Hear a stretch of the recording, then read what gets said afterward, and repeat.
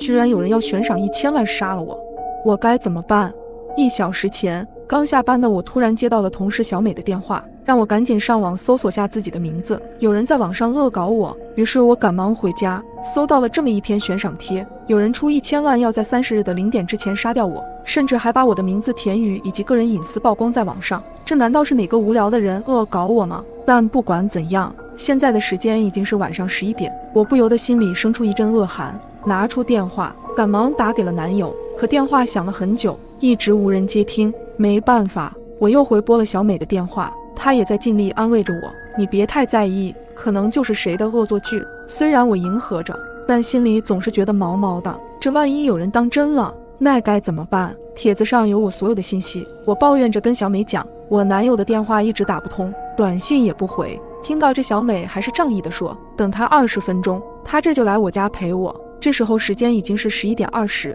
期间我并没有放弃给男友打电话，但是结果还是一样，没人接。在时间到了11点40分的时候，我突然听到楼下一阵摩托车的声音，出于好奇，我拉开窗帘往楼下看去，只见一个男人昂着头朝我这边看来，我被那诡异的眼神惊到，赶忙关掉了所有灯，无助地躲在桌子下面，感觉心脏都快跳出来。突然手机响了起来，是小美，我就像抓到救命稻草一样，赶紧接起了电话。可没想到听到小美颤抖的声音，小雨，我到你家楼下了，但是我看到你家阳台上有一个奇怪的人影，你快下来，我在楼下等你。一瞬间我感觉头皮发麻，也意识到家里肯定不能待了，我跌跌撞撞跑到了楼下，看到了在楼下等我的小美，来到她车上后，我才如释重负般松了一口气。阳台上真的有人影吗？是呀，还好你下来得快。下一瞬间，小美赶忙启动了车子，但顺着后视镜，我仿佛看到小美诡异的笑了。紧接着画面转到一个男人身上，男人叫高飞，是一个沉迷网游的宅男。晚上正准备倒垃圾的他，在垃圾桶上看到了一张奇怪的纸条，找到3个道具来救出公主。再看到上面还有地图提示，高飞想到反正闲着也是闲着，不如就玩一玩。好奇到底在耍什么花样，高飞顺着地图的指示来到了一个公交车站旁，在这里他发现了一个钱包，并且里面还有很多玛尼，心想着这下赚了。不过当他拿下钱包后，公交站牌上又发现了一个纸条，恭喜玩家获得了金币，并且继续附带了一个新地图，来到了下一个地址。高飞在公园的椅子上找到了一枚金戒指，纸条上的内容是恭喜玩家获得了魔法戒指。就这样，玩上瘾的高飞又找到了一把勇者之剑，其实就是一根撬棍，但这次地图上居然出现了公主的位置。既然都玩到这里了，那高飞自然不会放弃。顺着地图，他来到了公园的地下通道，在这里他看到了一个蓝色的袋子，公主就在这里吗？于是高飞右手拿着撬棍打开了袋子，但下一瞬间，高飞被眼前的景象吓傻了，眼前正是一具女人的尸体。几乎是同时，在通道的另一头走来一个女人，还没等高飞解释，女人大喊杀人了，慌忙的逃跑并拨下了报警电话。高飞看着女人的背影，习惯性的摸了一下自己的脸，可结果发现手上都是血，显然是撬棍上的血。想到这里，高飞拿出了钱包，看到里面的证件正是开头和同事走的田宇。故事到此结束。我在某鱼上买到了没格式化的2手机，里面居然有我的照片，而现在那个机主已经闯进了我家。胖头鱼叫王帅，又胖又丑没人爱，见班花口水淌，哭着喊着做新郎，耳又聋眼又花，就是一只癞蛤蟆。这声音让人不寒而栗，我终于想起来他是谁了。怎么会是你？我瞪大眼睛。高中时代的我因为家庭条件优渥，加上学习好长相佳，身边的人都拼命地讨好我，我在学校里格外嚣张。高一时班里来了一个转校生，名叫王帅，老师安排他做我的同桌。那时的王帅又矮又胖又丑，戴着一副厚厚的眼镜，一开口脸就红，就是个小透明，我根本没把他放在眼里。徐真真，王帅说他喜欢你。一个男生戏谑地对我说，我从小到大不乏追求者，可是被王帅那样的丑逼喜欢，感觉是天大的耻辱。我气哼哼地回到座位，王帅小心翼翼地将一盒小蛋糕推到我的面前，吃块蛋糕吧，甜食能让人的心情变好。谁喜欢吃你的破蛋糕？和你的人一样恶心。我气呼呼地拿起蛋糕直接糊在他的脸上。王帅被我的举动吓坏了，怯怯地看着我，我是不是做错了什么事情？你活着就是个错误，我咬牙切齿地说。王帅落寞地看了我一眼，伸手抹了抹脸上的奶油，默默地走出教室。我迅速找老师换了座位，却没能制止流言的传播。只要我和王帅同框，同学们就开始起哄，看戏一般对着我们不怀好意的笑。王帅的存在仿佛将我钉在耻辱柱上，让我抬不起头来。许真真，你和王帅的婚纱照被贴在了黑板上。早晨，一个同学从班级里跑出来，幸灾乐祸地对我说，我和王帅的学生照并排贴在黑板上，照片的周围画着彩色的气球和鲜花，最上边写着4个大字：新婚快乐。班级的同学开始鼓掌起哄，祝我们早生贵子。我的脑子嗡的一下子炸开了，抓起板擦发疯似的在黑板上乱蹭，眼泪模糊了我的视线。男主角来喽！不知道是谁喊了一声，同学把目光投向出现在门口的王帅。黑板上的婚纱照是你布置的吧？还真是用心良苦呢。赶紧向许真真求婚，说不定她就会答应你。有同学开始起哄，不是我做的。看到黑板上的内容后，王帅脸色煞白，连连摆手。看着他那张对不起观众的脸，我烦躁极了，抬手将板擦狠狠地丢了过去。板擦砸在王帅的肩膀，然后落在地上。你这只癞蛤蟆，赶紧滚开！我的话音刚落，王帅眼里的光一点点褪去，小声地说了句对不起。我开始带头孤立王帅，同学们看我针对他，也乐得看戏，对他非打即骂。不善言辞的他越发沉默，整张脸上写满了灰败，就像是一颗快要枯死的植株。课间，王帅再次走向我，他的靠近让我浑身不自在，胃里都在不停地翻腾。那真的不是我做的。王帅局促不安地说，滚远点儿，我不想看到你。我烦躁不安地想要尽快赶走他，害怕我们又成为焦点。不是我。王帅的眼角挂着泪珠，想让我相信你可以，你现在就死给我看，用死来证明你的清白。我轻蔑地看着王帅，嘴角衔着笑。王帅脸色苍白，愣愣地看了我几秒，然后无声地走出教室。不久，窗外传来一声巨响。许真真，你终于想起我了。王帅用手轻轻拍了拍我的脸颊，掐住我脖子，手掌微微用力。我缺氧到喘不过气，两只被绑起来的胳膊奋力又徒劳地挣扎。我没死成，你一定很失望吧？他的笑容越来越夸张，可丝毫没有温度。我看着他发疯似的大笑，直到我快翻白眼了，才大手一松，我肩膀剧烈耸动，头一次这么贪婪氧气，大口大口呼吸着，无助的泪水顺着脸颊流下来，用力地咬住嘴唇，拼命摇头。王帅，你放过我吧，我真的知道错了。其实你跳楼后，我真的很自责，每天被噩梦困扰，我还得了抑郁症。后来一个心理医生帮我封存了那段记忆。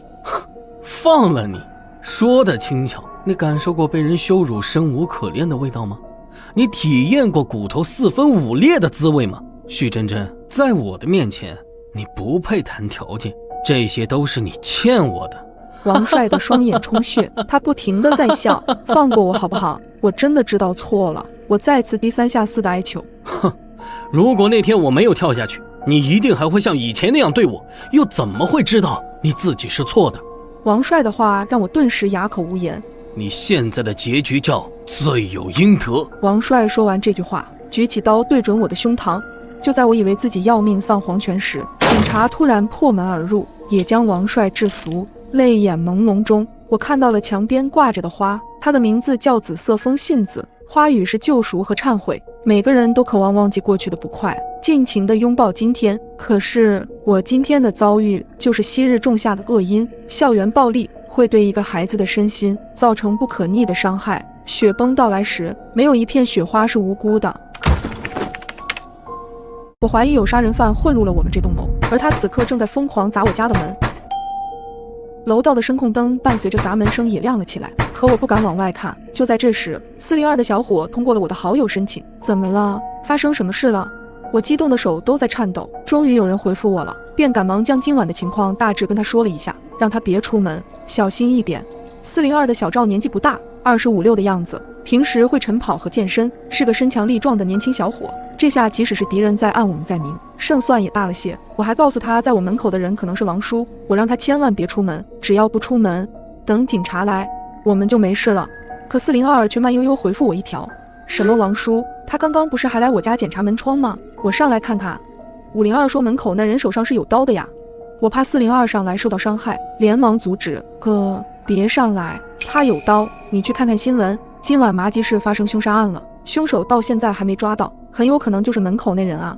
那有点刺激，这不是行走的一等功吗？你放心妹子，我练过的，他有刀，我也有啊，我还正当防卫呢。你别怕，你刚刚不是说502也在家吗？你让他帮我吸引一下注意，我绝对能制服他。平时只觉得402的小赵是个精神小伙，没想到脑子确实挺神经。这种时候，他居然想着上来单挑，这个世界上怎么会有这种脑回路不太正常的人？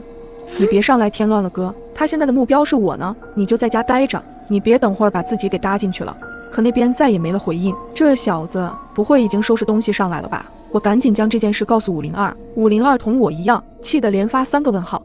门口的砸门声还在继续，知道有人要上来后，我好像也没那么害怕了，便大着胆子往猫眼方向看去，可没想到竟然不是王叔。门外的人头发凌乱，浑身上下都是血，他是楼下401妹妹的男朋友小兵，他的手上确实拿着一把刀，通红的眼睛一直瞪着我家门的方向，楼道里的灯随着他的动作忽明忽暗，画面看起来很是诡异。在我印象中，小兵是个斯文的男生，怎么会变成这副模样？他身上的那些血是楼下妹妹的吗？难道他就是那个杀人狂？那之前说要上来找我的王叔又去了哪里？就在我胡思乱想时，电梯叮的一声停在了5楼。402的大哥不会神经到直接坐电梯上来的吧？门口的砸门声猛地停了下来，我再次透过猫眼看去，只见小兵慢慢靠近了电梯，电梯门缓缓打开，里面却一个人也没有。就在这时，小兵背后突然窜出一个人影，猛地一脚踢向浑身是血的小兵，两个人迅速扭打在一起。原本说好帮忙的502迟迟没有开门，我担心402会有危险，慌乱地拨打了报警电话，问帽子叔叔为什么还没有来。不好意思女士，之前我们并没有接到马吉小区的报警电话。502并没有报警，他为什么要说谎？等等，我猛然想起小兵敲我门的眼神，他的眼神不是暴怒，不是杀红了眼，似乎是害怕。他在害怕什么？我看到他们扭打后被扔在了一边的东西，是那把刀。我看得并不清晰，可502究竟是怎么在一片漆黑中看到小兵手里拿着这把小刀的？就在这时，楼梯间闪过一个人影，定睛一看，竟然是502。他不是在家里吗？瞬间，整件事变得清晰起来。王叔半夜收到消息说麻吉市发生恶性杀人案，凶手没抓到，所以接到通知要连夜检查小区内业主的门窗。他是从楼下往楼上开始检查的。最开始他确实检查过301、401、402，然后来到了我家，因为我在洗澡，加上心理恐惧，就没有给他开门。于是他去了502。进入502后，王叔意外地发现对方就是杀人狂，所以被残忍杀害。而后走出来的那个人其实是换上安保衣服的502，他直接去了401。小兵也是在慌乱之中逃到了我门口。我猛地冲出房门，大喊道：“我们都被骗了，502才是凶手！”声音一出，在他们都愣在原地的片刻，我趁机将手中的辣椒水直接喷向了502。就在502看不清的时候，402和小兵也缓过神来，跑上前将502制服。没过多久，帽子叔叔就赶了过来。看到帽子叔叔，想到这一晚的惊心动魄，我终于松了一口气。我躲在衣柜里，身体微微颤抖。“小姐，您觉得房子还算满意吧？”我听见那个男人开口了。“相当满意。”女人答道。“现在房租这么便宜的，真是不多了。毕竟我不是靠这个吃饭的，不必收那么多。”我透过衣柜的缝隙看到了那男人的脸，相貌平平，并没有值得注意的地方。不过，女人的声音听起来似乎有些焦虑。“我听说这附近经常有小偷光顾啊。”我心中一惊，心跳不自觉地加快。该死，这女人说话真是不合时宜啊！这倒是不假，我们这管理的也不好，无业闲散人士也多，没办法呀。男人叹道。男人的声音刚响起，忽然又停住，似乎变得有些不安。“小姐，咱们先出去一下。”“怎么了？”女人疑惑地发问。“小姐，我们出去说好吗？”男人的声音听起来很急切，带着一丝颤抖。听见防盗门关上的那一刻，我终于长长地吐了一口气，擦了擦头上的冷汗，终于走了。短短20分钟，如同世纪般漫长，我的全身上下都已被冷汗浸透。那个男人才是真正的小偷，而我是本应接见那个女人的房东。我有些眩晕。关于那个男人，我早就见过了，是个偷盗的老手。可我没想到他会摸到我家。就在20分钟前，我在卧室里刚要午睡，却隐约听见一些响动。打开门一看，那男人正翻着我家的东西，手上拿着一把尖刀。他没有收获，转身朝我的房间里走来。我险些叫出声，好在他没看见我，我便躲进了衣柜里。他应该观察我很久了，他知道我每天中午都不在家，可我今天却一反常态，这差点要了我的命。就在那时，门铃突然响了，那男人的脚步声停了，紧接着便去门口问道：“是哪位？”“啊，我是要租房子的那个呀，昨天咱们还联系了呀。一个年龄不大的女生响起。我没想到那个小偷竟然顺理成章地演了一出戏，真是荒诞可笑。谁让我和那姑娘没见过面呢？我掏出手机，打算报警。现在最担心的就是那男人会不会对女孩不利，可我又想起刚才那诡异的一幕，那个男人完全可以等姑娘走后便将我家里洗劫一空，为何突然就要出去？大街上，李先生，刚才你这是怎么了？怎么一下子就把我拽出去了？女人不解道。男人还没从惊恐中恢复过来，喘了几口气。你猜我刚才看见了什么？女人仍是不解。那个茶几上有一把手术刀和铁钳。男人一字一顿地说，声音颤抖。手术刀和铁钳又怎么了呢？那不是你家的吗？不，你难道没听过最近的那些案件吗？近日有4起女性被杀事件，被害人的脖子被割破，随即又被凶手剥下脸皮，手指被铁钳生生扭断。女人想起了这条报道，被害人都是在家中遇害，凶手先是入室潜伏，待时机成熟，对被害人施虐。男人皱起眉头，凶器是手术刀和铁钳。男人忽然想起自己撬开防盗门之前，发现防盗门似乎就有被撬过的痕迹，难道是？我擦了擦汗，打算推开衣柜门走出去，忽然怔住。刚才因为过于紧张，注意力都集中在了那2个人的对话上，却忘记了自己的处境。那时为了躲避小偷，才急忙躲进了这里，并没发现异常。可现在我却有了些感觉，衣柜里并没有多少衣服，空间也较为充足，可我感到很拥挤，就像多了一个人。我屏住呼吸，此时除了我的心跳声以外，还听到了另一个人的微弱呼吸声。我朝右手边望去，黑暗中隐约看见一张脸，仿佛在朝我笑，笑得很诡异。怀疑有杀人犯混入了我们这栋楼，他似乎已经盯上我了。你是住在501吧？你在不在家？见我没回，王叔急急忙忙弹了我2个视频，我没有接受。印象里王叔是个有些慢性子的人，可从他刚才的字里行间里，无不透露着一股急切和压迫感。为了保险起见，我直接回复：对不起王叔，我今天不在家。消息发出去后，王叔那边再也没了回应，总感觉王叔有些不对劲，但我也说不上来。我目前能做的就是提醒邻居们小心那个杀人犯。我在群里发了一个红包。这栋楼里，1楼只住了王叔一家，2楼没住人。301是位养狗的小姐姐，担心扰民，每晚出去遛狗。401是刚念大2的妹妹和她男朋友。402是个热心肠的男子，叫小赵。5楼就是我和对面那个比较宅的男子。6楼未住人。眼看红包已经发出去5分钟了，一个领红包的人都没有，我有些焦急，看了眼时间，马上11点半了。想了想，我还是把业主群里的几个邻居都加了一遍好友，可都没有回应。301的小姐姐这个点应该要遛狗回来了吧？我焦虑地站在窗户边往外望，天空突然划过一道闪电，紧接着响起轰隆隆的雷声，随后豆大的雨滴开始砸落下来。或许301看到了天气预报，所以今晚没有下去遛狗，他很有可能已经睡觉了。我松了口气。下一秒，我的微信响了，又是502发来的好友邀请。你好，我就是想问问，你觉得今晚是不是有点不对劲？他的话让我瞌睡彻底没了，汗毛直立。502，他也发现了异常，我赶紧通过了他的好友请求。然后问他为什么这么说？你今晚有听到3楼的狗叫吗？对哦，我才想起来，301的小狗生性活泼，所以经常半夜听到狗的叫声，这么大的雷声它肯定会狂叫。我仔细回想了一下，今晚确实没听到它的声音，会不会是睡着了？刚才那么大雷和闪电，狗的耳朵很灵敏的，那雷声早该把它吵醒了。所以你是什么意思？他那边显示消息正在输入，许久发过来一句，可能就是你想的那个意思。听他这么说，我汗毛直立。我想的那个意思，3楼的狗狗它，难道我们这栋楼真的进杀人犯了？又是一道闪电划过，接着是一阵巨大的雷声。雷声过后，紧闭着的窗户中隐约传来2声狗叫，看来又是虚惊一场。我擦了把额头的冷汗。你听，3楼的狗叫了，可能是最开始的雷，没把它吵醒。这会儿它醒了，听到了，但你还是小心一点。我总觉得今晚不对劲，你检查好门窗关好没？我再观察下，有事跟你联系。好，我回复他。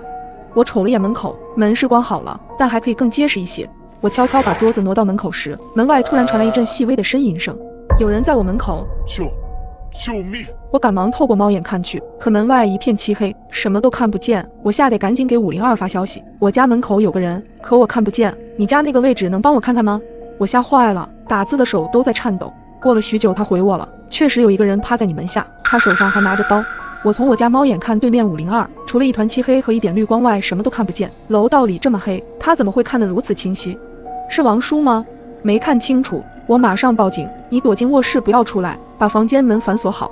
我按502的提示刚往后迈了一步，门口突然响起猛烈的砸门声，每一次大力的敲打都像是砸在我心上，我的心咚咚直跳。他到底是谁？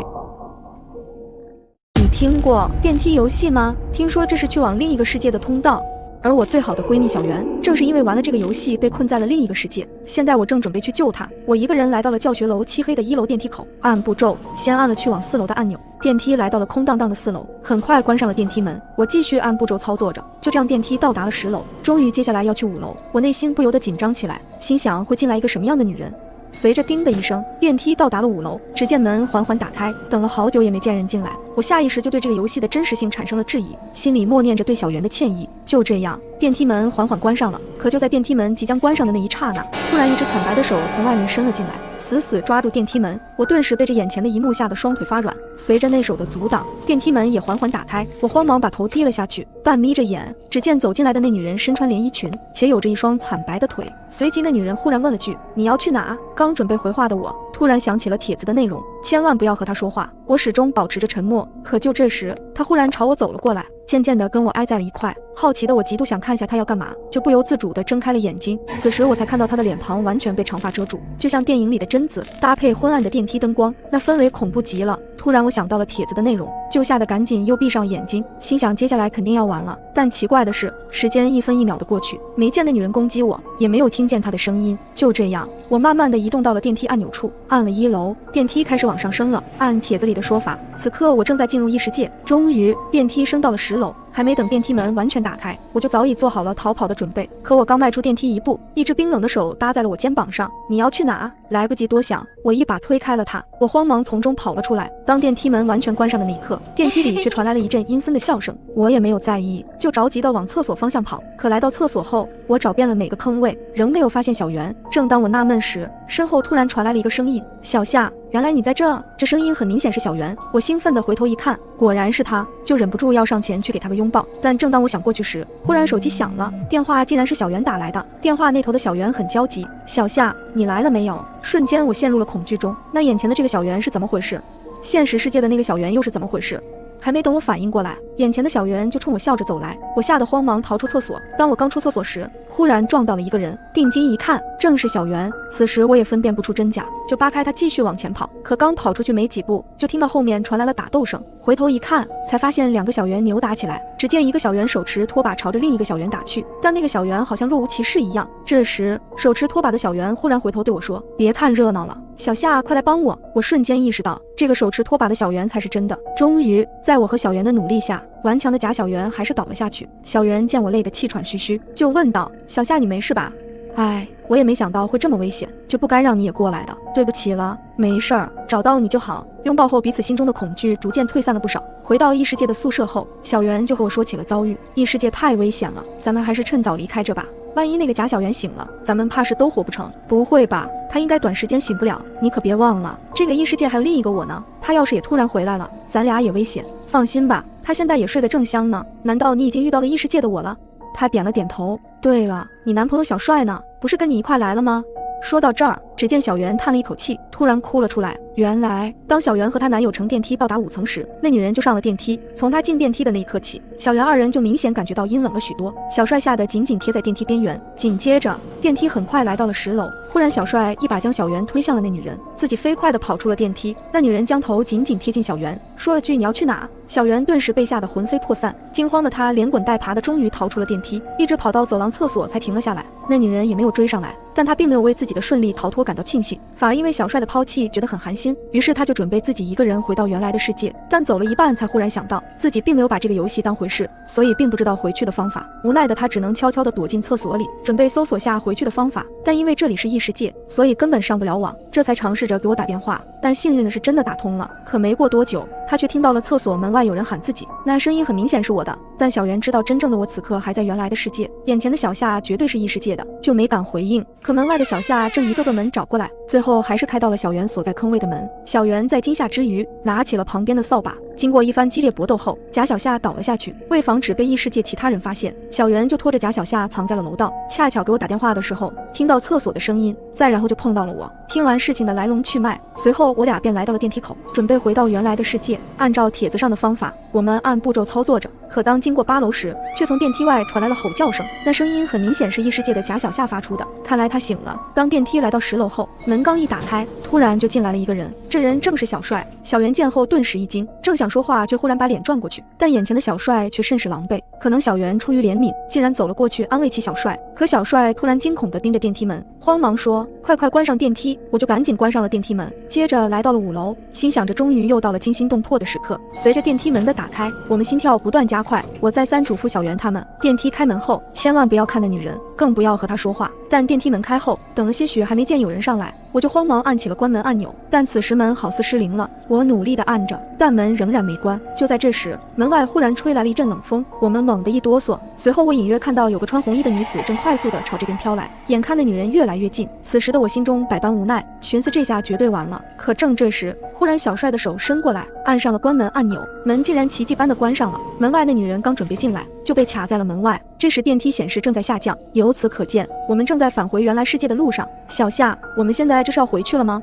应该是。你们记住，等到了1楼电梯门打开时，咱们要立马就冲出去，千万别停留。终于门开了，我们有惊无险地回到了现实世界。只是让我不理解的是，小袁最后还是和小帅和好了，但我总觉得哪里不对劲。如果你深夜回家，突然有个老头拉住你要喂你鸡蛋吃，你会怎么办？第一次遇到这种情况，是我搬到这个小区的第3天，看着老旧的楼梯和斑驳的墙壁，我安慰着自己，一个人住在哪都一样，况且这能省下不小的花销呢。这天下了夜班的我刚踏入小区，那周围一瞬的寂静，以及若有若无的路灯，不免让我心里发毛。没办法，我只能哼着歌给自己壮胆，脚下的步子也加快了起来。走到楼下的我总算松了一口气，伸手擦下额头冷汗，用力地咳嗽了一声。可惜声控灯没有亮，我再次尝试了一下，结果还是一样的。不会吧，这也是坏的？我有些绝望地看着漆黑的楼道，身上的汗毛不自然地竖了起来。我纠结了一阵，还是鼓起勇气，借着手机的光亮一步步走上楼梯。刚走几步就闻到楼梯间弥漫着一股菜香味，这让本来饥肠辘辘的我口水都要流下来了。就在我回味时，突然一只手抓住了我衣角，我下意识地想到了不干净的东西，再也抑制不住心里的恐惧，放声尖叫，瞬间后退了好几步，企图挣脱那个东西。你回来了，吃个鸡蛋吧。一个苍老的声音从角落里传来，我定睛一看，2楼的拐角处竟然坐着一个老人，手里还递着剥了一半的鸡蛋。可我刚才为什么没注意到呢？爷爷吓到你了，对不起呀。老人声音低沉地和我道歉，见到老人认错态度好，我便也没说太重的话。爷爷，大爷您认错人了呀，我不是您孙女，您真是吓了我一跳，现在心还砰砰跳呢。太晚了，赶紧回家去吧。不是我孙女儿，那我孙女儿呢？她还没放学吗？我看着眼前一脸无辜的老人，意识到他可能是阿尔茨海默症。大爷您住在几楼啊？我就住3楼。老人指了指楼上，大爷我就住您楼上，现在太晚了，我送您回去吧。只见老人摆了摆手，不用了，我还要等我孙女呢。你要吃个鸡蛋吗？老人笑眯眯地再次举起手中的鸡蛋，我还是婉拒了老人，转身回了家。因为工作太忙，我转头就把这件事情忘掉了。隔天下夜班后走进小区时，才又想起了楼道没灯这件事。更意外的是，今天的楼道竟然是亮的。这个世上真的有雷锋。刚从2楼往上走时，我下意识地望向拐角，老人真的坐在那里，手里依旧握着一颗鸡蛋。他听到我的脚步声，微眯的眼睛猛地睁开来，昏黄的灯光下是一张皱纹纵横、面色无暗的脸。他的嘴巴咧了咧，露出黄牙，冲着我笑。一种莫名的恐慌涌上我的心头，我下意识地后退了2个楼梯。你回来了，今天不黑了吧？吃个鸡蛋吧。大爷您又认错了，我不是您孙女。大爷这灯是您安的？我意外地问。老人点了点头，一脸傲娇，甚至还有些害羞。您老可真棒。我冲他竖起了大拇指。不过下次登高的事情还是让年轻人来做吧，毕竟您岁数大了。我身子骨硬朗得很。老人从椅子上一下子站起来，速度特别快，我生怕他一个不留意扭到了腰。我看着老人，总觉得哪里不太对，可是一天的疲惫让我来不及多想，匆匆回家休息。很快就迎来我的第3次夜班，因为贪凉的关系，我的胃开始不停地折腾。回家走到2楼转角时，冷汗已经把我的衣服打透了。姑娘，你是不是哪儿不舒服？我2只手捂着胃，早就疼得说不出话来，眼前一黑，晕了过去。等我醒来时，人已经躺在医院的病房里，老人早就不见了踪影，桌上只有2颗水煮蛋。护士，送我的大爷在门口吗？我问巡房的护士，护士意味深长地看了我一眼，从上衣口袋里掏出一个体温计给我，你只是肠胃炎，并没有发烧。隔天出院后，我想着去感谢一下大爷，但敲了许久的门，也没有人应声。难道是出门锻炼了？想着晚上他应该还会坐在楼梯口，便先回了家。可到了晚上，我再次下楼，却发现那个拐角只有一把凳子，但不见大爷。想了想，我再次去敲了他家的门，可房门始终没人开。我担心大爷身体有个好歹，就给物业打了电话，希望工作人员可以来看下情况。你确定是这家？物业经理看了看3楼斑驳的房门，表情怪异地看着我。我点了点头，把自己的经历简单叙述给他听。你确定自己没记错？物业经理的表情变得扭曲，说话声音有些颤抖。可301早就不住人了呀，这家原先是有个老爷子，还是老年痴呆，但是他已经去世4年多了。啊！我震惊地睁大了眼睛。老人是个苦命人，无儿无女，一手带大了领养的孙女，可孩子在上学路上出了意外，后来老人得了老年痴呆，去世后这个房子就一直空着了。那我每天晚上见到的是……我失魂落魄地回了家，但仔细想想，反而也觉得没那么害怕了。这个老人家尽管忘了自己是谁，却时刻想着等孙女放学，他也总是把自己认为最好的东西留给孙女吃。之后我再也没有遇到过那个大爷。我猜他和孙女应该再次相遇了吧。他牵着孙女的手送她上学，孙女手里高高举着大爷包好的鸡蛋。如果3天后将要爆发丧尸病毒，你会做哪些准备？我和男友先来到了超市，预算有限，只能先花10万买物资。看着李澈冲进超市的背影，我咬咬牙，也推着车直奔速食区，直接装了满满一车的速冻饺子。未来如果被困在家里，很难买到新鲜的蔬菜和肉，这些速冻食品至少能够保证营养均衡，保质期还很长。这时我才突然意识到，李澈买3个商用冰箱是多明智的选择。随手又拉过一辆购物车，一边走一边盘点还需要什么。超市的导购员看到我一个人拉着2辆车，不看价钱的往购物车里一通扔，热情地跑过来，伸手接过其中一辆。小姐，您怎么买这么多呀？您还需要什么？我多叫几个人帮您装。我开养老院的，用得多。我随口编了一个理由。随后我到了粮油专区，让一旁的工作人员搬了10袋大米，紧接着花生油、菜籽油各提了4桶。转向面食区时，我在货架旁看到了李澈，他的购物车里放了2袋子面粉，正茫然地看着人群。第2站我奔向泡面区，5连包的泡面除了藤椒味的全来了几包。旁边的罐头区域，我扫荡了一波鲮鱼罐头、红烧肉罐头，还有大罐的榨菜、剁辣椒买2送1。我顺手也拿了2罐。2个大姨看到我的购物车，忍不住窃窃私语：今天超市打折吗？咱们怎么没听说？我尴尬地冲他们笑笑，说自己有收藏罐头的癖好。抬眼瞥到李澈，看到他直接搬了一箱午餐肉、火腿肠、腊肠、腊肉等，他也买了很多，各种鲜肉也买了一大堆。见他哗啦啦地往购物车里装，周围的人都看懵了。一个大哥忍不住嘟囔：这是来超市进货了。我自然也不能落后，各种酱料、洗衣液、塑料袋、洗手液、卫生纸、餐巾纸，我都买了足够3年的量，还有足够我用到绝经的卫生巾。鸡蛋、皮蛋、鸭蛋也拿了几10个，这些未来末日只能打打牙祭，不能当饭吃。随后我去了零食区，又囤了一车零食。在出口等着李澈时，我身后已经排着25辆购物车，全是食物及各类生活用品。他姗姗来迟，因为买的足够多，以至于惊动了超市经理。经理再三确认我们要这些东西后，专门开了好几个口子来结算，并找人帮我们用箱子打包好。毫无疑问，这种大采购的方式是真爽。经理说要派车直接给我送回去，本来我答应的话都到了嘴边，李澈轻轻拽动了我：不用了，你帮我一部分的东西搬到超市的地下车库，晚些我们会来拿。我思索了片刻，就明白了他的用意。我们不能向任何人暴露位置，毕竟末日之下最可怕的不一定是丧尸，也可能是人性。李彻又租了一辆面包车，一趟一趟的往家搬。得益于我们住的地方偏僻，大多人睡得比较早，除了门口会有保安以外，晚上很难碰到居民，否则让人看到我们搬了这么多物资，以后恐怕会有大麻烦。我独自开车回去的路上又想起了，我们忘记买饮用水了。路上我分几次从不同地方买了70-80桶装水，为了不让人看出端倪，我分批运输，从地库用小车拉回家。几趟搬运下来，我已经累得腿发软，手也抬不起来。忙完的时候已经是半夜12点，我又累又困，草草洗漱后准备回房睡觉。半夜我起床上厕所，经过次卧时，看见虚掩的房门还亮着灯，李彻在组装货架，冷峻的面庞下透露着一丝忧伤。我愣了片刻，默默回了房间。隔天早上，我被一阵敲击声吵醒。我从没想过单身24年的我，竟然被人指着鼻子骂小三。睡得迷迷糊糊时，我被短信提示音吵醒，是一个陌生号码发来的消息：亲爱的，你睡了吗？我订了你最爱吃的猪脚面。我翘了翘嘴角，随后又瘪了下去。猪脚面的确是我的最爱，可这个发消息的人是谁？发错了，我回了一句，蒙头继续睡觉。我刚要睡着，敲门声突然响起，我有些抓狂。谁呀？我烦躁地应了一声。外卖。先放门口吧。我随口说了一句，外面的人应了一声，接着没了动静。我跳下床走到门口，愣了2秒才反应过来，我根本没订餐，哪里来的外卖？紧张的气氛瞬间被拉满，我舔了舔发干的嘴唇，蹑手蹑脚地透过猫眼看向外面，走廊里空荡荡的，并没有人。我迅速把外卖袋拿了进去，猪脚面还是我最爱吃的那家，不会是刚才发消息的人订的吧？正疑惑间，面好吃吗？你是谁？怎么会有我家地址？我皱紧眉头，思索着是不是哪个朋友无聊的恶作剧。电话却突然响起，盯着手机半晌，我还是接起了电话。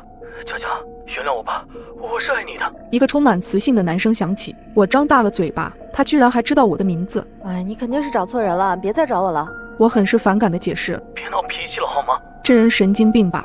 如果你是恶作剧的话，请适可而止。你这已经是骚扰了，你再打电话我就报警了。挂断电话，我直接就将号码拉黑。次日早上，手机再度响起，我不耐烦地接起了电话。唐女士，你的鲜花麻烦签收一下。跑腿小哥机械地说：“怎么会有人送花？难道又是昨晚的那个人？”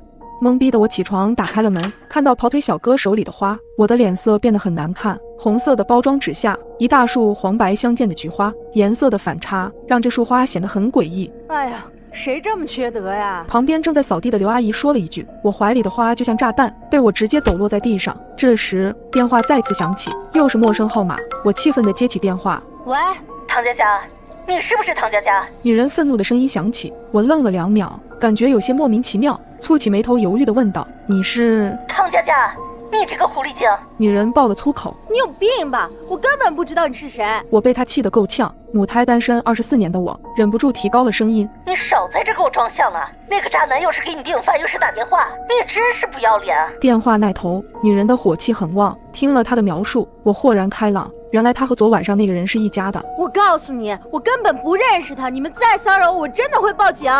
臭不要脸的东西，你给我等着！女人咬牙切齿地挂断了电话，从来没被人这么劈头盖脸的骂过。我脸色涨红，气得眼泪都泛了出来。你是不是得罪谁了？刘阿姨递过来一张纸，哎，别哭了，我帮你把这花扔掉。冷静下来后，我有些害怕，随后又安慰自己，倒霉是不会都让我碰上的。谁知次日一早，我刚走到单元门口，一个凶悍的中年妇女从角落里窜出来，用力抓住我的胳膊，大声地吼着：“你这个小三儿，终于让我逮到了！如果3天后将要爆发丧尸病毒，你会做哪些准备？”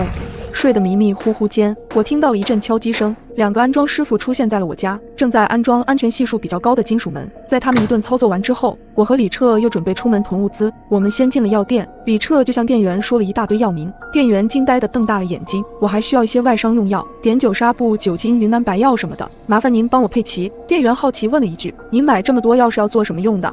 我们准备自驾旅行，所以提前做好准备。我脸不红心不跳地说。店员羡慕地点了点头，把配好的药都放进纸箱里。从这家药店出来后，我们又去了其他药店，将之前的药品又买了一份，限量的药品也储备了一些。随后就直奔电玩城及书店，存满了10个固态硬盘的娱乐节目，以及买了些纸质图书后，就全都搬回了家。在收拾东西时，我打开电视放着声音，突然一则新闻引起了我的注意。据了解，今日麻吉医院病人突然伤人，造成5人受伤。配图是一个面目狰狞、眼神血红、大张着口流着口水的男人。李彻，这就是之后会爆发的丧尸吗？是，这下你相信我了吧？李彻望着电视喃喃自语，原来在这会儿就已经开始了吗？我看着他，李彻，咱们是不是应该也告诉一下别人，末日要来了？电视里面的新闻播报还在继续，被病人咬伤的人员已经安排妥善。听了我的话，李彻犹豫了一下，拿出了手机递给我，我前几天就发布了消息，你看看吧。我拿过手机，看到他写了一篇文章发布在网上，在文章里，他引用了之前手机发布的那篇报道，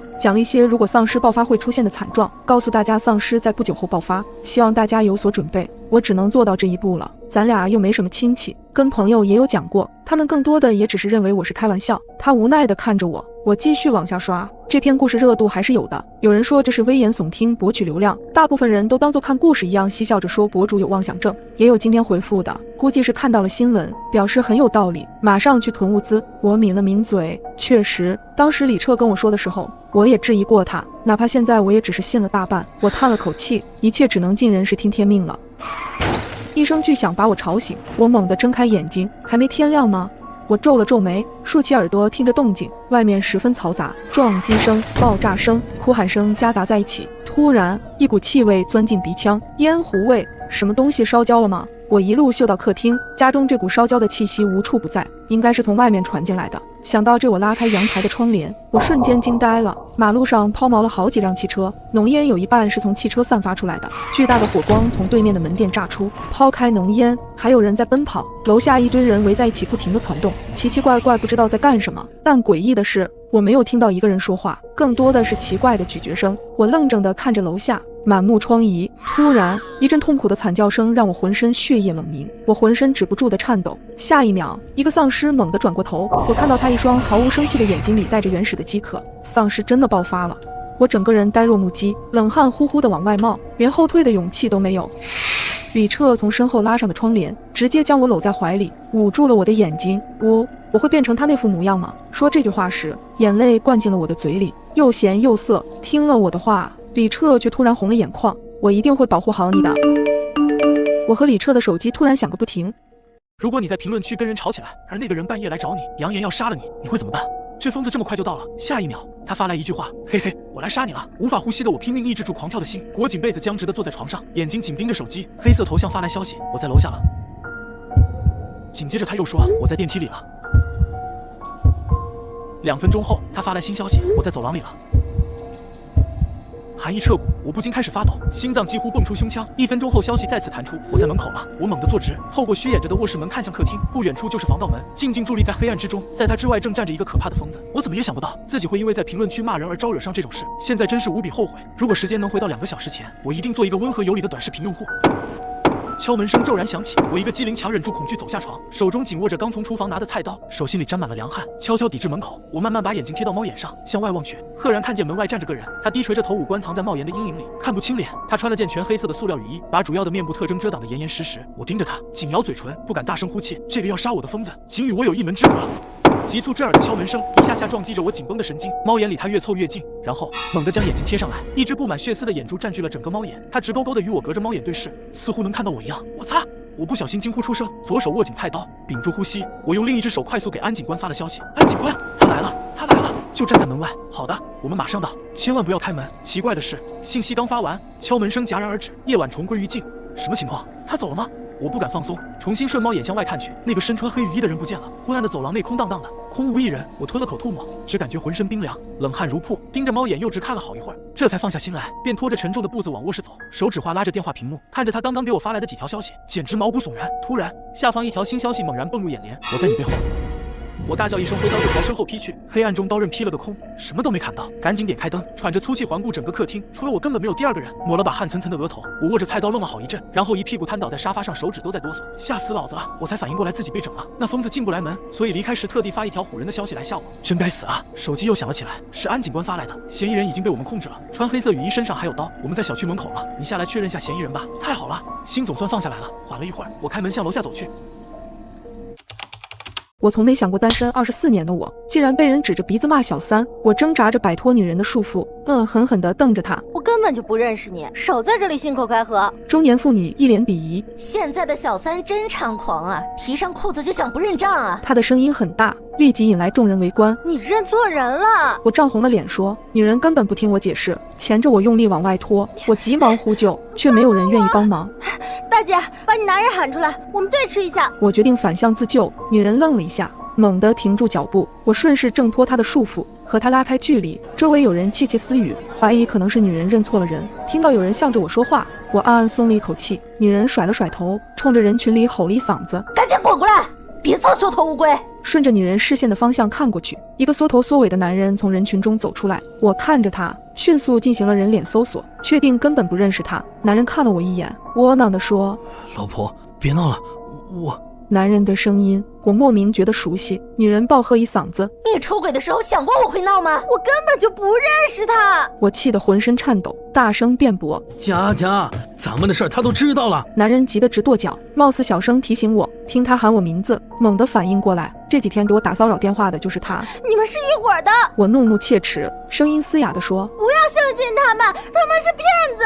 可惜我的话没能激起一点水花，人们看我的眼神都变了，看热闹似的在一旁举着手机，鄙夷、唾弃、不屑。女人连拉带扯的把我往小区门口拖，男人跟在身后，眼里闪烁着得逞的光芒。我再次呼救，眼泪止不住的流。突然，刘阿姨冲出来拦在路中央。哎，你说他是你的小三儿，那你能说出他的具体情况吗？刘阿姨怒视男人，问了他一大堆问题。男人被问得有些慌神，根本答不上来。女人骂刘阿姨多管闲事。我已经报警了啊，警察马上就来了。刘阿姨挺着胸膛说：“听说警察要来。”两个人对视一眼，松开了我。你给我等着！女人叫嚣着慌乱离开，直到他们消失不见，我才松了一口气，整个人瘫软在地。刘阿姨扶着我，别害怕，我送你回家。听着她温柔的语气，我忍不住放声大哭起来。今天多亏了她帮我摆脱困境，否则我早就被这骗子拐跑了。刘阿姨帮我送回了家，拍着我的肩膀说都过去了，然后递了一张纸巾给我。一股特殊的香味袭来，突然眼前天昏地转，眼皮沉重万分。最后的画面停留在刘阿姨诡谲地看着我笑，眼里的寒光阴暗逼人。我一脸震惊，不甘地闭上了眼。你们回来吧，搞定了。猛地睁开眼睛，我怎么又回到这里了？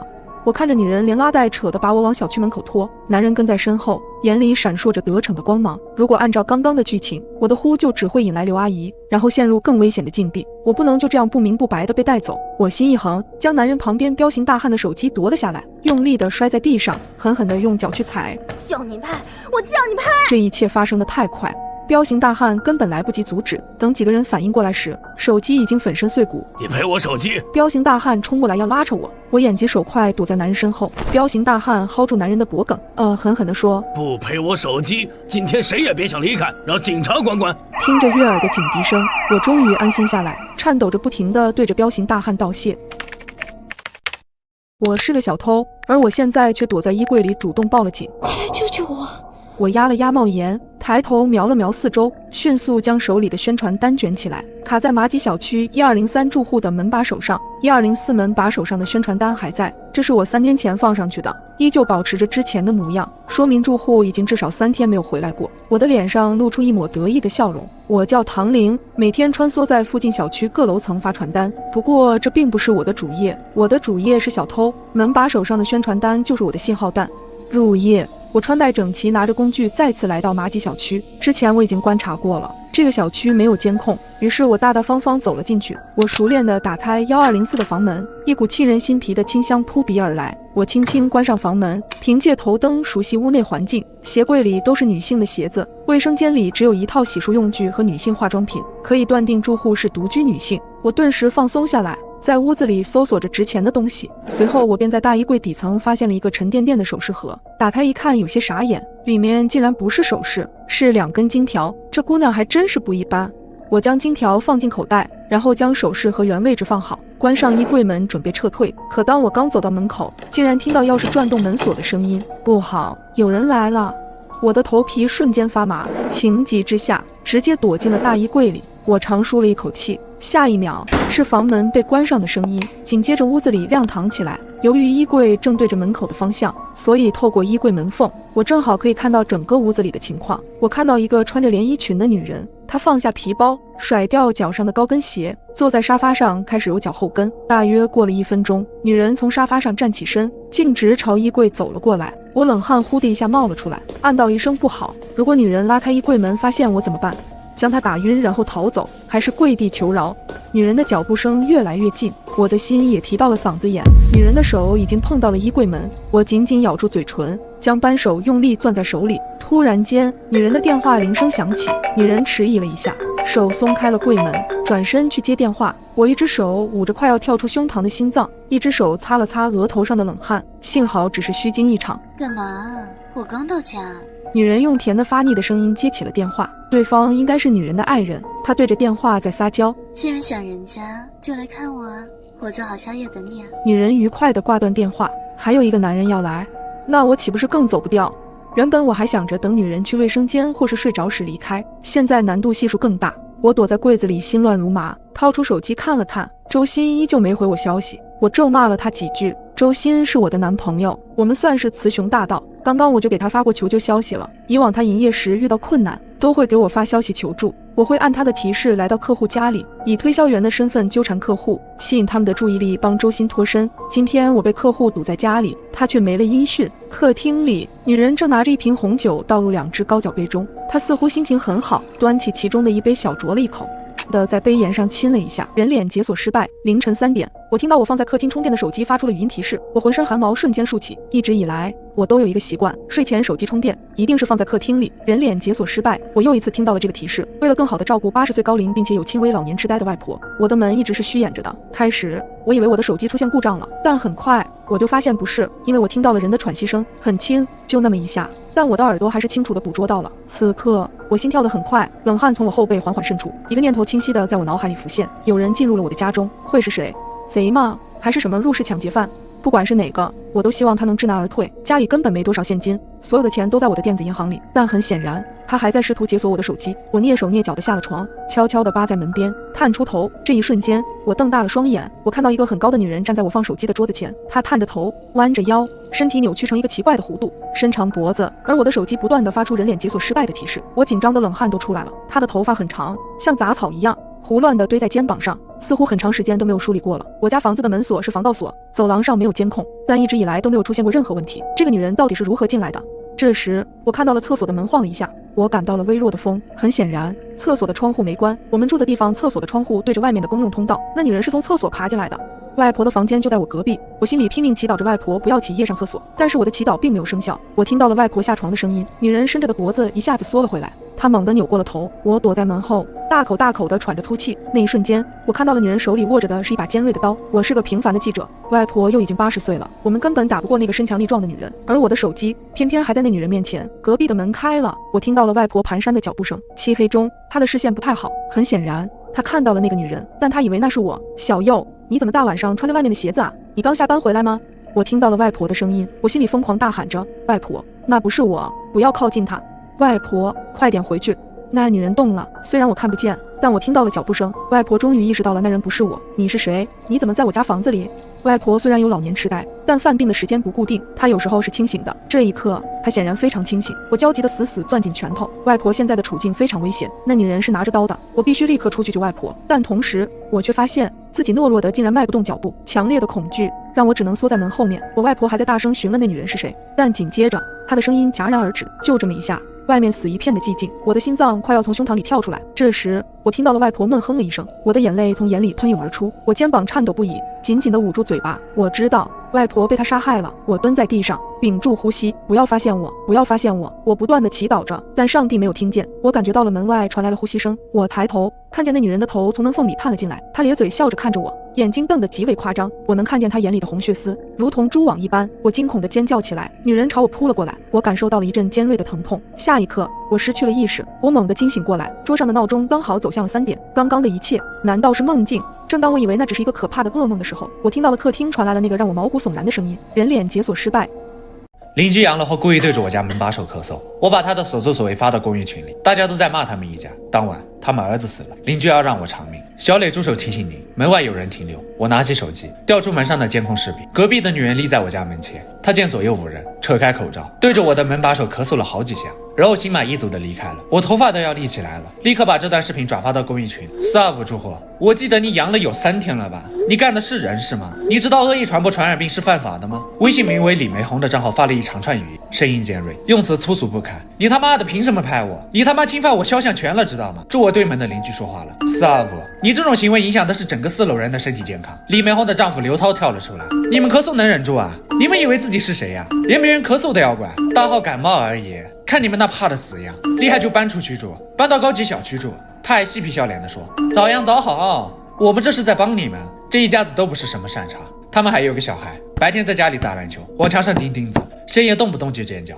还会用竹竿挑女邻居挂在阳台上的贴身衣。每次上门提醒，李梅红和刘涛都是同一副嘴脸。小孩子天性好动不是很正常吗？嫌吵住高档小区去啊，那里隔音好。哦，忘了你没钱，没钱你可以去卖呀。我们也报过警，但在警察面前，他们就会装出一副老实样。警察一走，他们就原形毕露，不仅变本加厉的制造噪音，还让他们小孩往周围人门口撒尿拉屎。平日里周围邻居都已经受尽他们的折磨，这次的事件完全点燃了他们的怒火。我对门414的中年男人，我看你们一家才应该滚出去。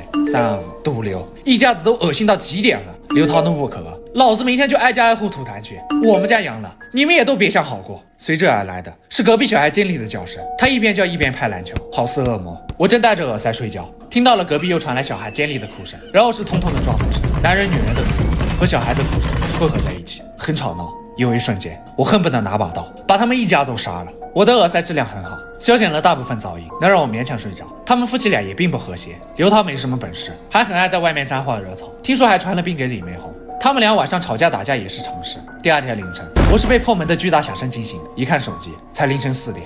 隔壁又在搞什么鬼？我烦躁地翻了个身，继续睡觉了。等我睡醒，发现李梅红一家在社区群里发了许多条消息。凌晨3点，刘涛，妈的，是谁把我家门堵住了？李景红，424的，是不是你？快把门开开！我儿子一直在痉挛，医院救护车来不了，我们得赶紧去医院。刘涛，424，你再不开门，我他妈杀了你！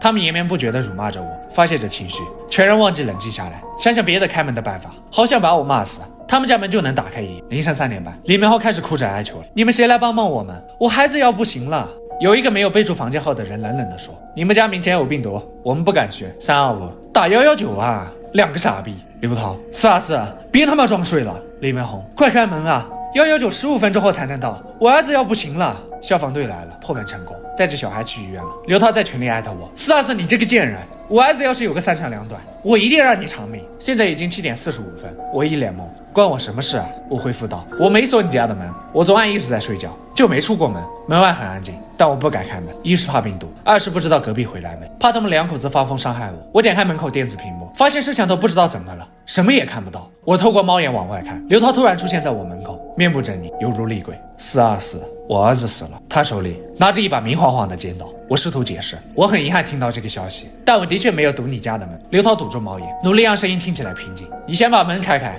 我不开，我将防盗链挂好。我没有堵你家门，你应该报警，让警察来调查这件事。把门开开！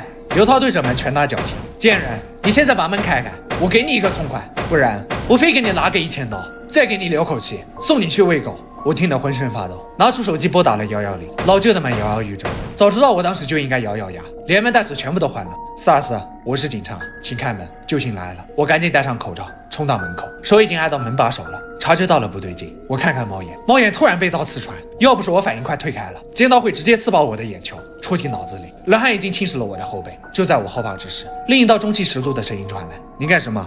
他已经被我们控制住了。你可以开门了。一本警察正从门底塞了进来，男警官名叫杨子清，25岁，很是英气。我小心翼翼地打开门，看到门外2个戴着口罩和面罩的警官，差点哭出来。警察同志，他要杀了我！刘涛被另一个警官双手紧按在地上，闻言奋力挣扎。警察，是他先害死了我儿子，我们俩七嘴八舌。杨警官试图控制住局面，你们俩一个一个说。王女士，你先说。我把手机拿了出来，一边给杨警官看聊天记录，一边跟他讲事情的来龙去脉。我昨晚一直在睡觉，直到早上我才看到群消息，但我真的没有堵他家的门。刘涛梗着脖子吼：“你放屁！你就是因为我老婆冲着你家门咳嗽，记恨我们，所以才半夜反锁了我家的门。”杨警官带着一次性手到的手滑动我的手机屏幕，对昨晚楼里的纷争有了大概的了解。待刘涛说完，他蹲下身看了看425的门，门确实被反锁了。听刘涛说，钥匙都打不开，是消防员把门撞开了。杨警官看到了我的电子门锁，你的门锁有摄像头吗？有，但它好像坏了，一片漆黑。我转过头，发现摄像头上贴着一截黑纸，刚想撕下来，被杨警官拦住了，不能破坏现场。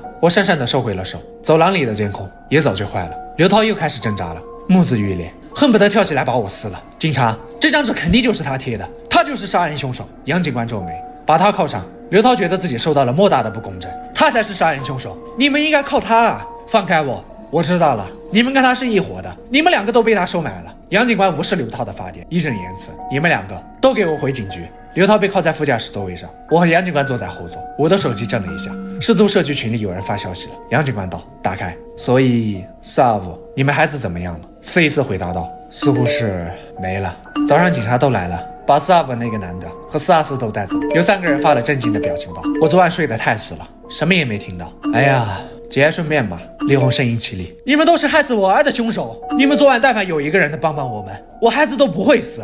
你们都是杀人凶手。414，你男人打你和你儿子也不是1次2次了，你每次都在群里喊救命。最开始我们去帮你了，你第2天怎么说的？是我们多管闲事，这谁还敢帮你？李美花还在控诉凶手，反正你们都是凶手。没有人反驳，也没有人再表达同情了。这一家子人都不可理喻。警局里，警察盘问了我一上午，到现场搜查的警官也没找到我的可疑之处。杨警官嘱咐我不得离开本市后，就让我回去了。刘涛因为拿刀威胁我，侮辱警察，被关了起来。幸好，不然我都不敢回出租屋了。但我也得趁刘涛出来之前赶紧搬走。我躲着李梅红回到了出租屋，正吃着午饭呢，群里又吵了起来。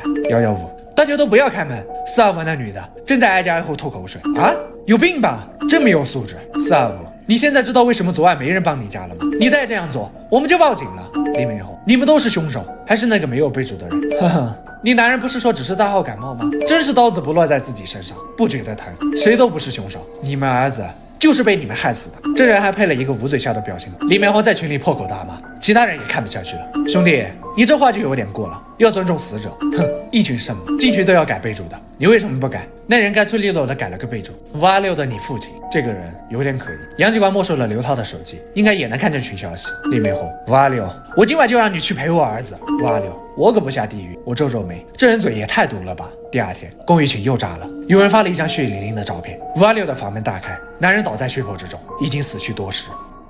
没想到丧尸末日真的来了，咚咚的敲门声让我的心再次悬了起来。门外的难道是丧尸？我用力地将自己抱紧，抿紧嘴唇，不敢发出一丝声音。不要怕，丧尸不可能这么有礼貌。李彻小声地对我说。敲门声再次传来。苏童，我是你楼上的赵姐，你家里有白菜和土豆吗？能不能卖给我一些啊？赵姐轻声说话的声音传了过来，听到是她，我的心情放松一些。刚想搭话，李彻却拉住了我。别乱说话，如果让他们知道咱们家有物资，会有大麻烦。李彻的话让我一愣，我捂住了嘴巴，但又有些疑惑。李彻也认识赵姐，她总是温温柔柔的，偶尔还会来我家串门。可为什么现在李彻说他不是好人？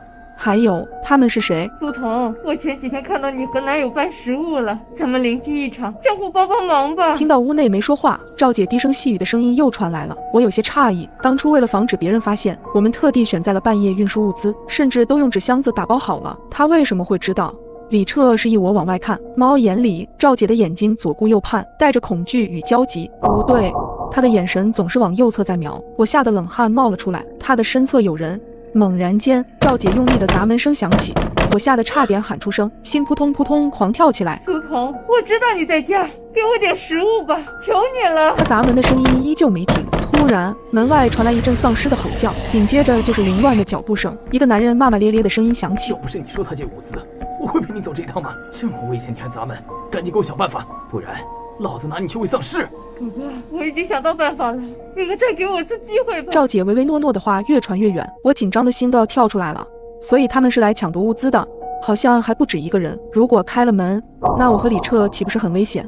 我看了眼李彻，再次庆幸他的未卜先知。李彻，你说赵姐是被威胁了吗？不管他是不是被威胁，他有预谋来咱家，这个事儿你不可否认。我咽了口水，下意识地点了点头。就在我以为这件事结束的时候，业主群里突然发来一条消息，是赵姐发的。2幢2单元402的业主家里有很多食物，我亲眼看到的，大家赶紧去找他。这条消息瞬间让群里炸开了锅，开始有人疯狂艾特我们，能不能卖我几斤猪肉？女朋友想吃涮锅，能不能帮个小忙？我们想做个饱死鬼，小姐姐帮帮忙吧，家里没米没油，拜托了。看着蜂拥而来的消息，我的脑袋也像炸了一般，疼痛难忍。李彻的眉拧成了一个川字，脸色像锅底一般黑。赵姐这招真狠，一下子让我们成为了众矢之的。如果我们抵不住压力拿出了物资，虽然他们分到的少，但总归最后还是能拿到。我们和502的业主之前有些不愉快，他说的话大家不要当真，我们也没有存货。我明白大家对物资的渴求，可的确是爱莫能助。我不想让事情变得复杂，于是在群里发言，然而并没有平息赵姐挑起的争端。有就拿出来吧，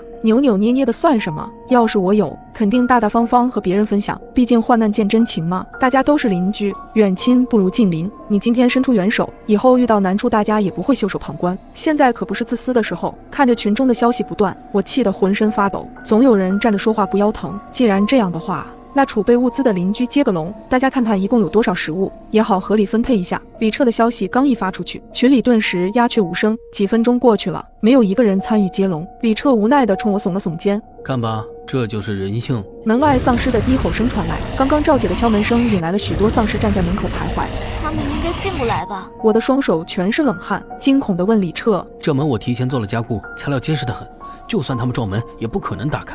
李彻扶着我回了卧室，拿出手机放着我最爱看的节目，可我的心里乱极了，一眼也看不进去。我忍不住又瞄了一眼业主群，群里依旧静悄悄的。李彻说完后，再也没人发言。不知过了多久，窗外突然传来了一声巨响，是重物落地的声音。我忍不住拉开窗帘张望，一个女人怪异地趴在绿化带上，周围有一大滩血迹。对面5楼开着的窗户前站着一个男人，正低着头向下张望。我根本不敢想，那晚的猫叫身后到底藏着什么。我住在公司附近的一间老式公寓里，房子的设施比较陈旧，而且面积也不大。那天我和往常一样加完班回到家，正在我掏出钥匙准备开门的时候，突然传来一声奇怪的响动，把我吓了一跳。谁？我下意识地问了一句，然而回答我的却是一片寂静。因为我住在公寓的顶层，再多上半层楼就是这座公寓的天台了，上面堆着很多杂物，按理说应该不会有人在那里，可这声音显然是从上面传过来的，映着昏暗的灯光。我朝天台走了过去，当我靠近时，突然看到2颗幽蓝色的珠子在黑暗中晃动，我吓得差点喊出来。可下一秒，一个毛茸茸的小家伙伴随着喵呜的叫声走了出来，原来是一只小猫咪。看到是它，我整个人放松起来。我打小就很喜欢猫，对于小猫更是没有抵抗力，索性我就从包里掏出了零食喂给了它。在接下来的日子里，只要我听见天台有猫叫声，我都会带一些水和食物去找它，这仿佛成为了我俩之间的一种默契。可直到一天晚上，我加班刚回到家，大概是晚上10点多吧，又听到了隔壁天台上传来了一阵猫叫声，我便和往常一样，拿起食物和水准备去天台找它玩。然而就在我一边端着水一边往楼上走的时候，我突然觉得好像不太对劲，猛地停下了脚步，站在台阶上仔细听着。听着猫叫声，我心头一紧。凭我多年的养猫经验判断，这绝对不是普通的猫叫声，这猫叫声的频率一模一样，没有丝毫的起伏，就好像是有人在可以模仿着猫叫的声音，想要吸引我过去。我的冷汗直流，尽力克制住自己微微发抖的身体，小心翼翼地往后退去。就在我关上门的那一刻，我腿软地蹲在了地上。天台上的猫叫声一直没有停止，它连着叫了几声后还会停顿片刻，就好像在判断楼道这边的动静。第二天一早，我就收拾好行李搬走了，但我永远记得自己从楼梯退回来时听到的那几声猫叫，感觉已经模仿的有些懈怠或是不耐烦了。而这个学猫叫的人很可能已经观察我一段时间了，知道我去天台喂猫，知道我是独居，甚至知道我晚上回家的时间。嘘，别出声，楼下有人。我睡得正熟的时候，男友突然捂住了我的嘴巴。我睁开眼睛，看到的是他在黑暗中恐惧的双眼，他的手紧紧地捂住我，手心很湿，看得出他非常紧张。我看了眼床边的闹钟，现在是凌晨1点半。我们住的是复式公寓，房门是统一的密码锁，楼下大厅有保安24小时守着。但现在男友却告诉我楼下有人，房间的门依然紧闭着，却没有上锁。我看到从房门底下的缝隙里透出来了一丝光亮。我们习惯很好，而且都有一点强迫症，睡前会反复检查楼下的灯是否忘记关了。临睡前我还特意看了一遍，我记得很清楚，灯是我亲自关掉的。而现在楼下有一个人打开了灯，是小偷？不，小偷不会这么堂而皇之的开灯，莫非是入室抢劫犯，或者是连环杀人犯？我脑海里瞬间闪过无数念头。男友压低声音告诉我，他要去锁门。但是这里有一个问题，那就是我们房门的钥匙是插在锁眼上的，要锁门必须要先把门打开，然后拿进钥匙再锁上，这不可避免的会发出一点声音。我紧张的冷汗都冒出来了。当然我在第一时间就报了警，通过短信的方式，警察很快就回复我了，他们已经往这边赶来的，但是需要半个小时。这间公寓是我和男友租来的，我们没有家物业微信，也没有楼下保安的电话。这半小时很可能我男友开了门之后，楼下那人就察觉到了。半小时足够他把我们2个杀死。我拉住了男友的手，满脸都是惊慌。男友也很紧张，他嘴唇都在哆嗦着，但是还是安抚性的拍了拍我的手。我看着男友小心翼翼地往门边走去，他先是趴在门缝下往外看了一眼，然后对我摇了摇头，用口型告诉我现在走廊上没人。我没有松一口气，整个人背都绷得直直的，竖起耳朵听着楼下的一举一动。楼下传来了轻微的响声，那声音听上去很奇怪，就像是用指甲在挠什么的声音。再然后是行李箱拉链被拉开的声音，楼下那人在翻找行李箱。男友开了门，迅速地抽出钥匙，然后关上门锁上。我们俩都长长的松了一口气，但是不可避免的还是发出了一点声音。我只能拼命祈祷楼下那人没有听到，但是很可惜他似乎听到了，因为我们听到了上楼的声音，哒哒哒，脚步声很沉重，应该是个男人。我看了眼时间，离警察到达的时间还有25分钟，而我们在这里没有任何朋友和认识的邻居可以帮忙。男友为了以防万一，让我藏在了床底下。我拿着手机，浑身发抖地钻了进去。此时离警察到达的时间还有20分钟，而我们都清晰地听到那个脚步声戛然而止，仿佛停在了门口。我的心都提到嗓子眼里了，额头冷汗不断地流下。这时门口响起了一个令我意想不到的声音，出出。听到这个声音，我的心情就像坐过山车一样，从精神紧绷一下子松懈了下来。这声音我非常熟悉，是我的最好的男性朋友蒋杰的声音。他是一名交警。蒋杰作为我的朋友，和我以及男友都认识。之前我家猫还没送人的时候，蒋杰经常在我们出差的时候帮我们喂猫，因此他也知道我们家的密码。虽然不知道蒋杰为什么会选择在这个时间不打招呼的过来，但我紧提着的心终于落了下来。我正准备从床底下钻出来的时候，就听到蒋杰语气十分凝重地说道：“初初，云泽在房间里吗？”云泽是我男友的名字。我刚要开口回答，一只手突然伸了过来，捂住了我的嘴巴。是云泽。此时他的表情十分的异样，对我摇了摇头。我听到蒋杰继续说道：“初初，接下来我说的话你一定要听好了。如果云泽回来，你一定不要让他进来，马上报警。”我愣住了，下意识地问道：“为什么？”蒋杰沉重地说道：“刚刚北城路发生了一起交通逃逸案，受害人是一个60岁的老人，肇事者不小心撞伤他之后，非常恶劣地碾压了3次，造成老人死亡。我刚刚看了监控，肇事者是云泽。云泽骑车逃跑了，我猜想他也许回家了。”我整个身子都冰冷了下来，我抬头难以置信地看着云泽，这个向来非常温和的男人。他是温和的陆律师，是路上碰到生命垂危的流浪汉都亲自给他做人工呼吸的男人。我怎么都不相信云泽会肇事逃逸，还会如此残忍地活活将一个60岁老人碾压致死。可是蒋杰也没必要骗我，他是我最好的朋友，我们是从小一起长大的青梅竹马。在认识云泽之前，我有困难的时候，是蒋杰第一时间出现在我身边。我呼吸急促地看着云泽，眼神迫切地向他求证。云泽叹了口气，伸手想摸我的脑袋，却被我躲开了。他沉默着在手机上打下一段话：“初初，你相信我，杀害老人的不是我，是蒋杰。当时我看到了蒋杰的车牌，我没有选择报警，是想要给他一个机会。现在想来，蒋杰当时便发现了我，他是过来杀人灭口的。”这段话让我再次迷惑了起来，一时间我不知道该相信云泽还是蒋杰，但心理上我还是倾向于相信云泽。我冷静下来，想起了之前听到的行李箱被拉开的声音。经常出差的我，习惯性的在行李箱里放着一把水果刀，用来削水果。这个习惯，蒋杰和云泽都一清二楚。为什么蒋杰要拿一把刀上来？难道真的如云泽所说，蒋杰是过来杀人灭口的？我从没想过丧尸真的爆发了。窗外传来了一声巨响，是重物落地的声音。我忍不住拉开窗帘张望，一个女人躺在绿化带上，周围有一大滩血迹，身体不停地抽搐着。对面5楼开着的窗户前站着一个男人，正低着头向下张望。一些丧尸也闻声围了过来。难道女人是被他扔下去的？这个念头一冒出来，我的眼前一黑，不小心撞在窗框上。男人猛地抬起头看向我，然后冲我做了一个抹脖子的手势。我吓得吞了吞口水，慌乱地将窗帘合上，2只手用力按住胸口，泪水不受控制地冒了出来。他应该是考虑到家里的食物不足，选择了自保。李彻冷静地分析：我们会不会也是这个下场？不会，哪怕就剩最后1粒米，我也会给你吃。我走进卫生间洗脸，拧开水龙头，一滴水也没有流出来，停水了。李彻也走了进来，苦涩地看着我。还有一个坏消息告诉你，电也断了。得亏我们之前有所准备，我和李彻小心翼翼地开启发电机，发电机搁在大阳台上隆隆作响，我们也不敢一直开着，总害怕声音会引来很多丧尸的围观。随着时间的推移，丧尸的数量越来越多，丧尸群中我看到了很多熟悉的身影，看着他们猩红的眼睛和面无表情的脸，还是会有些难受。渐渐的，我开始适应了这种生活。为了消磨时间，我每天都会找一些下饭剧来看。一天半夜，我睡得迷迷糊糊，突然听到窗外传来激烈的争执声。我好奇地拉开窗帘，月光下，2个精壮的男人朝着妇女挥舞着手里的木棍，伸手抢走了她的手提袋，并把她推向了围过来的丧尸群。这似乎已经是末日之后的常态了。人性在末日爆发之后暴露无遗。我拉上窗帘，叹了口气，也不知道从什么时候开始，看到这种场景，我心里已经没有太大的起伏了。这是冷漠吧？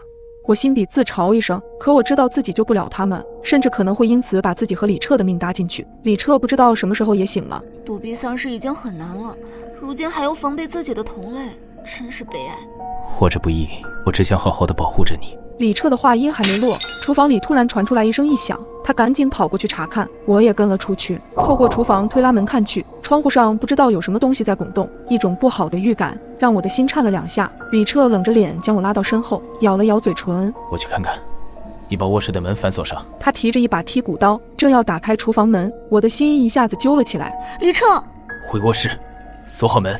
我咬了咬牙，回到卧室里，拿出一把电锯，哆哆嗦嗦的又往厨房里走去。窗户上一个丧尸正用力的把脑袋往缝隙里塞，焊死的钢条成了他的阻碍。他的面容扭曲，眼睛通红，嘴里流着褐色的咸水，张开嘴咬住钢条，用力的撕咬。我深呼了一口气，闭上眼睛，高举电锯，直到丧尸跌落下楼，我的眼睛也不敢睁开，一屁股瘫坐在地上。我的2腿发软，几乎是被李彻拖回卧室的，直至离开都没敢回头看一眼。接下来的几天里相安无事，我和李彻放松了一些。为了省电，我们先消耗掉了冰箱里的食物。原本我们可以安全地窝在这个小家里很久，可是谁都不知道明天和意外哪个先来。半夜，客厅传来一阵轰隆巨响，接着是重物坍塌的声音。我吓得从床上猛地坐起来，李彻先我一步跳下床，将电锯紧紧抓在手里。我也挑了个顺手的棍子。客厅里一阵嘈杂，还有人在说话。李彻猛地拉开门，客厅里竟然站着4个男人。手电筒下，我看清了他们的脸，其中2个人就是那晚抢夺母女食物的恶徒，还有一个竟然是之前推女人下楼的那个坏人。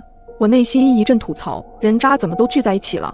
我看着家里被毁掉的墙，用力地握紧武器，不自觉地吞了吞口水。你们想干嘛？邻居阳了后故意对着我家门把手咳嗽，我把他的所作所为发到公寓群里，大家都在骂他们一家。当晚他们儿子死了，邻居要让我们整栋楼偿命。第2天，有人在群里发了一张血淋淋的照片，526的房门大开，男人倒在血泊之中，已经死去多时。我手速很快，将图片保存了下来，下一秒图片便被群管理员撤回了，别发了，小心群被封了，到底怎么回事啊？我记得513是个女生，她情绪已经崩溃了。我早上上班，一打开门就看到她死了，我该怎么办啊？我不会被当成杀人凶手吧？先报警。呜，已经报过了。他家没锁门吗？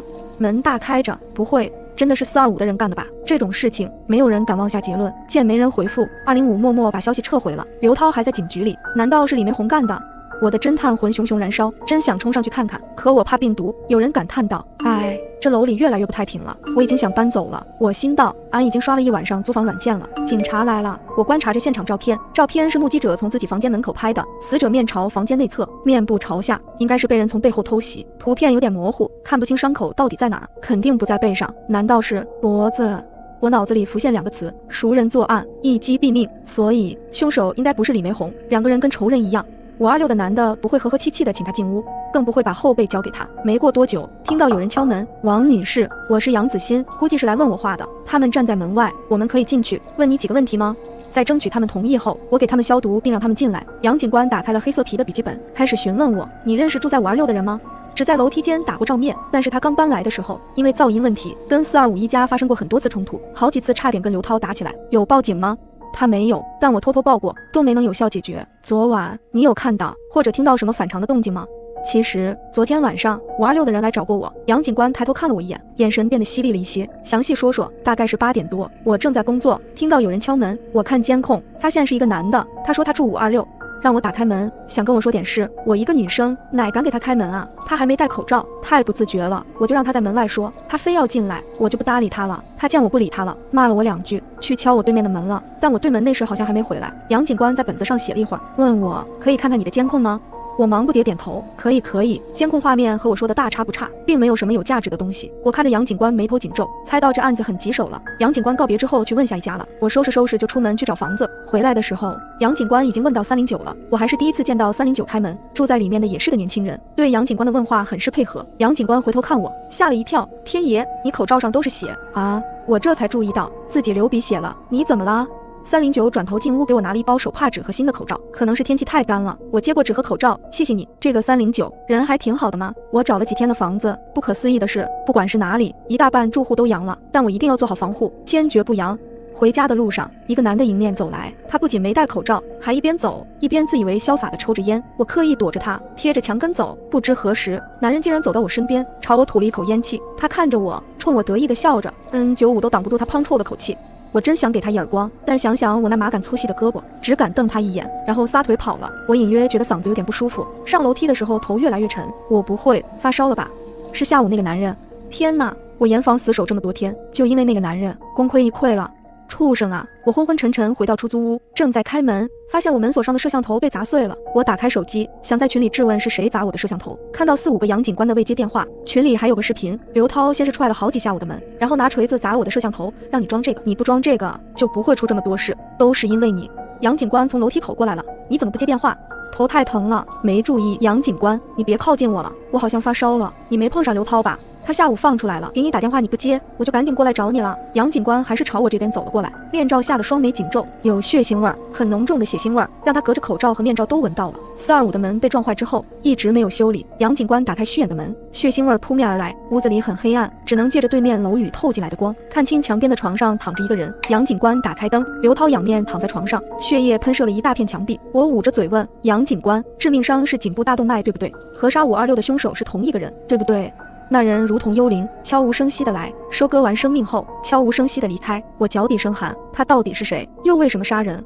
我看着杨警官给警局打电话的时候，盯着地上的酒瓶碎片若有所思。闻言瞥我一眼，又瞎打听，你回你房间去。我瘪嘴，听话的回去了。警察连夜调查，门外面一直有说话声，但我不仅不觉得嘈杂，还觉得无比安心，直接睡着了。我一觉睡到第2天中午，外面已经安静了。我烧得更厉害了，量了量体温，38.5摄氏度。我再一次在心里诅咒那个恶心的男人，水壶里却只有凉水，我连烧热水的力气都没有。算了，就这药凑合着喝吧。还是杨警官勘察现场，知道隔壁的我发烧，就顺带烧了一些吃的和水果给我。也不知道他们有没有找到什么有价值的线索。发烧的第3天晚上，李梅红回来了，她站在我门口，一会儿边砸门边破口大骂，一会儿又嚎啕大哭，用头撞门。这家人作恶多端，但如今落到家破人亡的地步，也实在令人唏嘘。可是既不是我锁了他家的门，也不是我让他们在那个夜晚变得孤立无援，更不是我杀了刘涛，他不过是满腔的怨恨和愤怒无处发泄，又觉得我好欺负罢了。我打了110，李梅红喜提派出所一夜游。次日我来姨妈了，杨家痛经，我难受的想死的心都有。我拖着快要散架的身体下楼，走到1楼平台那里时，遇到了李梅红。李梅红看到我，原本空洞无神的眼睛迸射出仇恨的光，还从胳膊上挎的布兜里掏出把水果刀。贱人，终于让我带到你了，